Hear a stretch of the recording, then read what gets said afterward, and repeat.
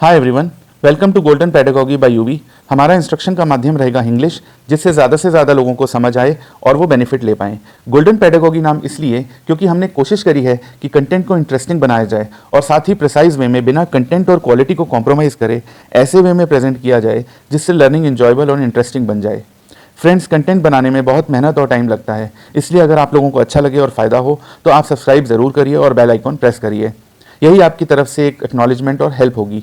साथ ही सब्सक्राइब करने से आप अपडेटेड तो रहेंगे ही, बल्कि आपके इस गेस्चर से हमें और कंटेंट बनाने के लिए मोटिवेशन मिलेगा और साथ ही हम आने वाले समय में और भी बहुत कुछ कर पाएंगे, जैसे कि give Awez, live sessions, counselling, study tips etcetera. तो गाइस, ध्यान रहे कि आप हमारे इसी ओरिजिनल चैनल से जुड़े रहें इवन पास होने के बाद भी, जिससे कि हमारी Golden Pedagogy by UV family members आगे भी साथ मिलकर कुछ कर सकें। गाइस, एक स्टडी टिप ये है कि जब भी बीच में एडवर्टाइजमेंट आए तो आप उसे चलने दें और मन में रिवाइज करें कि अभी तक हमने क्या डिस्कस किया है। ये एक ब्रेक का काम तो करेगा ही आपके लिए, और हमें भी इससे फ्री कंटेंट बनाते रहने के लिए मोटिवेशन और सपोर्ट मिलेगी। So guys, let's get started. Subject है यूपी रेवेन्यू कोड और टॉपिक है सक्सेशन। गाइज, जब कोई इनटेस्टेड मरता है, मतलब बिना किसी वसीयत के मरता है, तो बेसिकली ऐसे में ये जो ऑर्डर ऑफ प्रेफरेंस है या जो ऑर्डर ऑफ सक्सेशन होता है, ऐसे में ये बेसिकली लागू होता है। जो वसीयत करके मरता है उसको बोलते हैं हम टेस्टेमेंट्री सक्सेशन। तो जो जनरल ऑर्डर ऑफ सक्सेशन है वो सेक्शन 108 में मेंशन्ड है, जिस केस में कोई मेल लीनियल डिसेंडेंट नहीं होता, और अगर मेल लीनियल डिसेंडेंट नहीं होता तो ए से लेकर इसमें बेसिकली पी तक मेंशन्ड है कि इस ऑर्डर में ए नहीं होगा तो बी में जो लोग आते हैं उनको मिलेगी, बी में नहीं आते तो सी वालों को मिलेगी, सी में नहीं आते तो डी वालों को मिलेगी। इस तरह से ऑर्डर चलता है। और अगर एक ही ऑर्डर में अगर दो लोग हैं, उस ऑर्डर के या उस वैरायटी के दो लोग हैं, तो उनके बीच में प्रॉपर्टी डिवाइड हो जाएगी इक्वली। तो इसमें क्विकली देख लेते हैं। ए है जैसे कि window, unmarried daughter, male lineal descendant per stripes, provided that widow and son of a predeceased son, howsoever per stripes, shall inherit the share which would have devolved upon the predeceased son had he been alive। तो ये कहना चाह रहा है basically कि जो window होगी और या जो सन होगा, जो प्रीडिसीज सन बेसिकली जिसका फादर मर गया, वो बेटा उसका होगा, चाहे कितना भी लो हो पर स्ट्राइप्स में, तो वो शेयर वही इनहेरिट करेंगे जो प्रीडिसीज सन को मिलता अगर वो ज़िंदा होता। तो सेकंड आ जाता है मदर एंड फादर। अगर ए वाले नहीं हैं, कैटेगरी के लोग नहीं हैं, तो मदर एंड फादर को जाएगी। सी बेसिकली काट दिया गया है एक्ट में से। डी आ जाता है मैरिड डॉटर। फिर ई आ जाता है ब्रदर, भाई और unmarried sister being of same father as deceased, या son of predeceased brother who was son of same father as deceased, मतलब कि ऐसे आदमी का बेटा जो कि सेम फादर का बेटा था, या सन डॉटर, बेटे की बेटी। फिर इस तरह से चलते चलते ये पीठ तक आ जाएगा। सन जो है वो son means son, whether natural born son या adopted, and but does not include illegitimate son. जो नाजायज़ औलाद है वो सन की डेफिनेशन में नहीं आती, लेकिन सन में चाहे खुद का बेटा हो या अडॉप्ट किया हो, वो सन की डेफिनेशन में आता है। फिर पॉइंट ए में जो हमने विडो का देखा था, तो अगर एक से ज़्यादा विडो है तो उनको जॉइंटली एक शेयर मिलेगा, एक हिस्सा मिलेगा। ये नहीं दो विडो हैं तो दोनों विडो का अलग अलग हिस्सा माना जाएगा। और widowed mother who has not remarried, widow of predeceased male lineal descendant who has not remarried, ये भी उस डेफिनेशन में आ जाएंगी। The nearer widow will exclude the remoter of the same branch but not of the other branch. ये important point है। जो nearer window होगी, जो पास की विडो होगी, बेसिकली पास की विडो इन द सेंस जो रिसेंट जिसकी शादी हुई होगी, वो एक्सक्लूड करेगी रिमोटर, उसी ब्रांच की रिमोटर को, लेकिन अदर ब्रांच की, और अगर अदर ब्रांच की विडो है तो उसको एक्सक्लूड नहीं करेगी। फिर तो बेसिकली ये जनरल सक्सेशन था सेक्शन 108 में, कैसे कैसे किन किन लोगों को ये मिलेगी। अब आ जाते हैं succession to females interest inherited from a male, section 109। ये काफ़ी इंपॉर्टेंट है और बहुत बार पूछ लिया जाता है। बेसिकली इसमें है prior to the commencement of code and after commencement and she expires, remarries और marries, thereafter her interest will be devolved upon the nearest surviving heir as per section 108 of the last male bhumidhar और असामी और government लैसी as per existing condition. इसका मतलब है कि code के, इस कोड के, यूपी रेवेन्यू कोड के शुरू होने से पहले या इस कोड के शुरू होने के बाद अगर ऐसी फीमेल जो सक्सीड करती है, जो किसी मेल से जिसको प्रॉपर्टी पास ऑन हुई है, अगर वो मर जाती है या वो दोबारा शादी कर लेती है, तो ऐसे में जो उसकी प्रॉपर्टी है, जो इसका इंटरेस्ट है, वो सेकंड जो सर्वाइविंग मतलब जो हीयर होगा, nearest surviving heir as per section 108, जो लास्ट भूमिधर का होगा, वो उसको चली जाएगी, रिवर्ट बैक हो जाएगी। बट अगर कोई फीमेल जो है वो इनहेरिट करती है as a daughter as per section 110A, अगर वो इनहेरिट करती है प्रॉपर्टी एज ए डॉटर और मर जाती है, तो बेसिकली प्रॉपर्टी उसके लीगल हीयर्स को मिलेगी, ना कि वो रिवर्ट बैक हो जाएगी उस फैमिली में और लास्ट जो मेल था उसको मिलेगी। ऐसे केस में अगर वो 110A में एक्वायर करती है तो उसके लीगल हीयर्स को मिलेगी। सेक्शन 108 में basically it does not provide what shall be the nature of the female interest inherited from a male. Section 108 में कहीं पे भी ये मेंशन नहीं है कि फीमेल जो है उसका क्या इंटरेस्ट होगा, अगर उसने मतलब उसका वो प्रॉपर्टी में क्या इंटरेस्ट होगा अगर वो मेल से इनहेरिट करती है।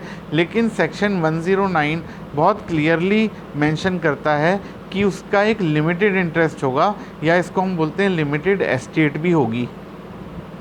However this limited is not the same as enshrined in orthodox Hindu law. कह रहा है कि लेकिन ये जो लिमिटेड यहाँ पे एस्टेट है, ये हिंदू लॉ जैसी जो पुराना हिंदू लॉ है ऑर्थोडॉक्स, उसकी तरह नहीं है। उसका एस्टेट लिमिटेड है इन द सेंस कि उसकी डेथ, रीमैरिज या अबंडनमेंट या सरेंडर में, ऐसे केसेस में the holding shall not devolve on her heirs but upon heirs of the last male tenure holder to whom she had herself succeeded। तो वो लिमिटेड सिर्फ इस सेंस में है कि अगर वो ये तीन चीज़ें, डेथ हो जाती है, रीमैरिज करती है या अबेंडन या सरेंडर करती है, तो ऐसे केस में उसके हीयर को नहीं जाएगी, बल्कि लास्ट जो मेल टेन्योर होल्डर था जिससे उसने सक्सीड किया था, उसके हीयर्स को चली जाएगी। तो गाइज़ ये तीन कंडीशन आपको याद रखनी है। ये है लिमिटेड एस्टेट सेक्शन 109। अब आ जाते हैं succession to a female holding and interest otherwise than as a female heir, section 1110। Basically वो कह रहा है कि succession to a female holding and interest otherwise than female heir, ऐसी प्रॉपर्टी जो फीमेल को गई है, लेकिन वो ऐसी प्रॉपर्टी वो as a female heir inherit नहीं कर रही, बल्कि किसी और तरीके से कर रही है, तो वो हम अभी इस सेक्शन में देखेंगे। It shall devolve in accordance with section 110 and not under section 109 of the code. When a female purchases some holding herself और एक्वायर्स बाय गिफ्ट और even adverse possession, her heir shall succeed on her death. दोबारा से समझिए इसको, अगर कोई female खुद की प्रॉपर्टी परचेज करती है या उसको वो प्रॉपर्टी कोई उसके फादर या कोई भी गिफ्ट में दे देता है, या इवन वो एडवर्स पोजेशन के थ्रू वो कोई प्रॉपर्टी लेती है, तो अगर ऐसे में उसकी डेथ हो जाती है तो वो उसके हीयर्स को मिलेगी, वो प्रॉपर्टी उनको जाएगी। ऐसे में सेक्शन 110 अप्लाई होगा। ऐसे में ये माना जाता है she is a fresh stock of descent like male tenure holder. जैसे मेल टेन्योर होल्डर को प्रॉपर्टी जाती है, वारिस होते हैं उनको प्रॉपर्टी जाती है अपने बाप से या किसी से, ऐसे में सेम फीमेल भी फ्रेश स्टॉक मानी जाती है। Heirs mentioned under section 1110 are son, unmarried daughter, son of predeceased son, etc. ये पहले लेवल पे आ गए। सेकंड में आ गया हस्बैंड। बहुत इंटरेस्टिंग पॉइंट है, हस्बैंड जो है वो बेसिकली फर्स्ट में नहीं आता। अगर किसी फीमेल की प्रॉपर्टी है, अगर किसी हस्बैंड वाइफ हैं, वाइफ की प्रॉपर्टी है, अगर उस वाइफ की डेथ हो जाती है तो ऑटोमेटिकली उसकी प्रॉपर्टी हस्बैंड को नहीं जाएगी, बल्कि उसके सन को, अनमैरिड डॉटर को, या सन ऑफ प्रीडिसीज्ड सन, पोते को जाएगी। हस्बैंड आता है नंबर 2 पे, लेवल पे, सेकंड लेवल पे। सी इस कोड में डिलीट कर दिया है। डी आता है मैरिड डॉटर, फिर ई आता है डॉटर्स सन, मतलब नाती, फिर आता है फादर उस लड़की का, या विडोड मदर नेक्स्ट में, उसके नेक्स्ट में ब्रदर, उसके नेक्स्ट में अनमैरिड सिस्टर, उसके बाद मैरिड सिस्टर, फिर सिस्टर्स का बेटा। Heirs under section 110 shall be full heirs whether male और फीमेल। 110 में जो हीयर्स हैं ये पूरी तरह से हीयर्स माने जाएंगे। अनमैरिड डॉटर जो है उसका प्रेफरेंशियल राइट होगा। बेसिकली यहाँ पे अगर ध्यान से देखें तो अनमैरिड डॉटर जो है वो ए में आती है, फर्स्ट कैटेगरी में आती है, और मैरिड डॉटर जो है यहाँ पे डी कैटेगरी में आती है। तो बेसिकली ये कह रहा है कि unmarried daughter will have a preferential right and she will not be divested of her estate on marriage, but it shall remain with her whether she marriage और नॉट। तो सेक्शन 110 में एक ये फ़र्क है कि यहाँ पे अगर डॉटर को मिलती है प्रॉपर्टी तो अनमैरिड डॉटर को बेसिकली प्रॉपर्टी मिलती है, तो अगर उसकी डेथ भी हो जाती है तो उसका एस्टेट जो है वो उसके हीयर्स को जाएगा। ऐसे ही अगर वो मैरिज भी कर लेती है तो भी वो एस्टेट उसके पास रहेगा, ये नहीं कि वो डिवॉल्व पीछे रिवर्ट बैक हो जाएगा, जैसे कि सेक्शन 109 में हमने देखा था। फिर है passing of interest by survivorship, section 112। ये बेसिकली एबॉलिश हो चुका है बाय सर्वाइवरशिप वाला चीज़, लेकिन 2 केस में अंडर सेक्शन 102, जिसमें कि कोविडो है और दूसरा को टेन्योर होल्डर है। ये अगर मर जाते हैं लिविंग नो हियर, अगर ये लावारिस मर जाते हैं तो बेसिकली दूसरा टेन्योर होल्डर है जो दूसरा को टेन्योर होल्डर बचा या दूसरा कोई विडो बचा तो उसको चली जाएगी बाय सर्वाइवरशिप, जो बचा रहेगा उसको चली जाएगी, इसको सर्वाइवरशिप बोलते हैं। अब बेसिकली यहाँ पे एक क्रिटिकल अप्रोच करी है लॉ ऑफ सक्सेशन की, कि बेसिकली इसमें क्या कमियां हैं। लॉ ऑफ सक्सेशन ठीक है, हमने अभी पहले भी देखा था डिवोल्यूशन के केस में कि भाई रिलीजन को हटा दिया था कोड में से, यूपी ज़मींदारी एक्ट के टाइम ही, चाहे हिंदू हो मुस्लिम हो सबको एक तरह से डिवॉल्व होगी। तो लेकिन क्या अभी भी कमियां रह गई हैं, तो इसमें यही कह रहा है, though religion has been abolished yet sex has been retained. Religion तो अबॉलिश कर दिया, लेकिन मेल फीमेल में सेक्स में अभी भी फ़र्क है एक्ट में, इस कोड में। Limited estate has lost its utility now. अब लिमिटेड एस्टेट का कोई मतलब नहीं रह गया, उसकी कोई मतलब अहमियत नहीं रह गई है, लेकिन फिर भी कोड में सेक्शन 109 जो हमने अभी समझा था उसमें अभी भी लिमिटेड एस्टेट रखा गया है। In code, in presence of sons, daughters cannot inherit, and this is not in consonance with Muslim और हिंदू लॉ। इस कोड में बेसिकली ये है कि अगर सन्स हैं तो डॉटर्स इनहेरिट नहीं कर सकती उनके रहते। ये हिंदू और मुस्लिम लॉ से भी उसकी सेम तर्ज पर नहीं है, उससे ये डिफरेंट है। फिर code also discriminated between married and unmarried daughter, the distinction which is now abolished by Hindu succession act. इस कोड में बेसिकली मैरिड और अनमैरिड डॉटर के बीच में भी फ़र्क है, हालांकि ये फ़र्क बेसिकली अब हिंदू सक्सेशन एक्ट में से भी वो हो गया है, अबॉलिश हो गया है। जैसे कि सेक्शन 108 में देखें, अनमैरिड डॉटर ए में आता है, पहले लेवल पे आता है, और मैरिड डॉटर डी पे चौथे लेवल पे आती है। ऐसे ही सेक्शन 110 में देखें तो जो अनमैरिड डॉटर है वो भी ए में आती है और मैरिड डॉटर ऐसे में इसमें भी चौथे लेवल पे आती है।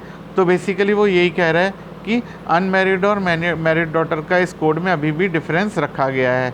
फिर है the rule is not as dangerous और faulty as offshoot of this rule which says that as soon as she marries, the property shall revert back to the last male tenure holder from whom she succeeded and then shall devolve upon his nearest surviving heirs।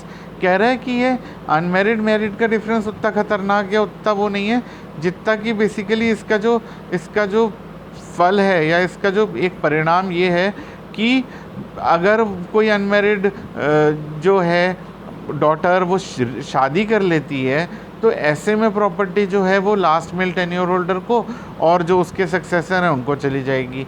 तो ये बड़ा एक भद्दा सा basically बेकार सा rule है जो इसका ऑफशूट है। तो बेसिकली वो यही कहना चाह रहा है कि is married by an unmarried daughter a sin और क्राइम। क्या एक अनमैरिड डॉटर का मैरिज करना क्या पाप हो गया? अगर उसकी प्रॉपर्टी वापस डिवॉल्व हो जाएगी तो मतलब यही हो गया ना, वो तो फिर शादी ही ना करे। The taking of property compels her to lead a single life and do any act of chastity except to marry a man।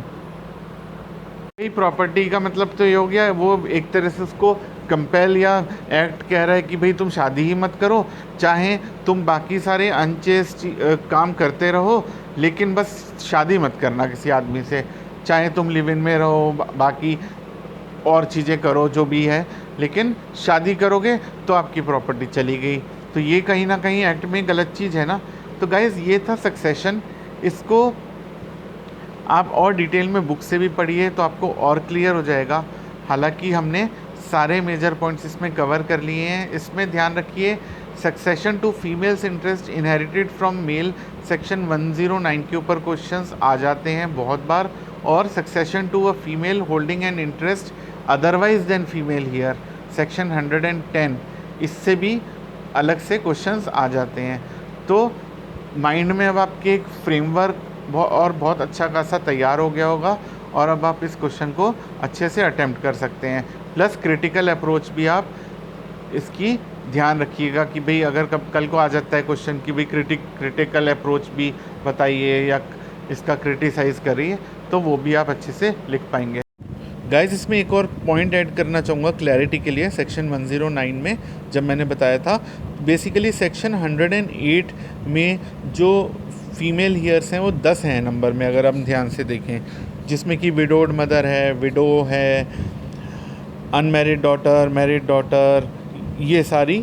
तो बेसिकली सेक्शन 108 तो साइलेंट है कि भाई फीमेल अगर इनहेरिट करेगी तो बाद में कैसा उसका नेचर ऑफ इंटरेस्ट होगा, लेकिन ये चीज़ सेक्शन 109 में लिखी है इसी के ऊपर। बेसिकली अगर कोई फीमेल डिवॉल्व करती है अंडर सेक्शन 108 तो कैसे उसका एस्टेट जो है वो लिमिटेड होगा।